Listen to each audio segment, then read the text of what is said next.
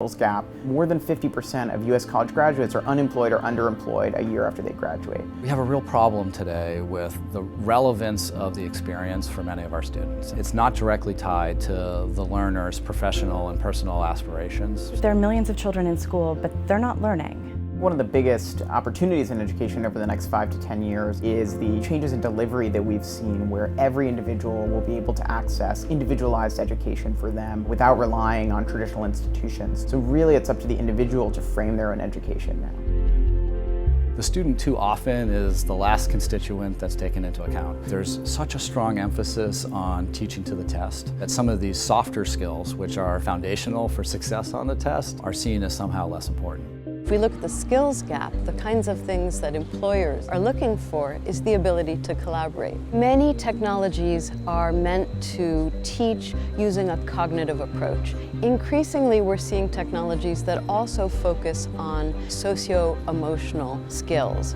These are really different character-based skills and traits that are oftentimes hard to quantify. The New Vision for Education project really is helping to shine a light on the soft skills that are needed for development of students across the world, to figure out how these skills are measured, how they're taught, and different ways we can use technology to develop them. There's part of knowledge that you cannot actually put in digital format because it will be part of the learning process of meeting someone. And that part will be the one that will differentiate you from other people. Children learn better when they learn with a peer with whom they're friends. I'm interested in technology that makes a bond with students and that uses that social bond to improve the educational atmosphere.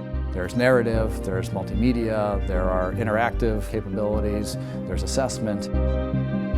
The question today is, how do we use all this available knowledge to develop new ventures and to create new jobs? What we are doing now in Brazil is going to the human resource department, the companies, so we can matchmaking with the course that we provide, like how to work in groups, creativity, project management, soft skills.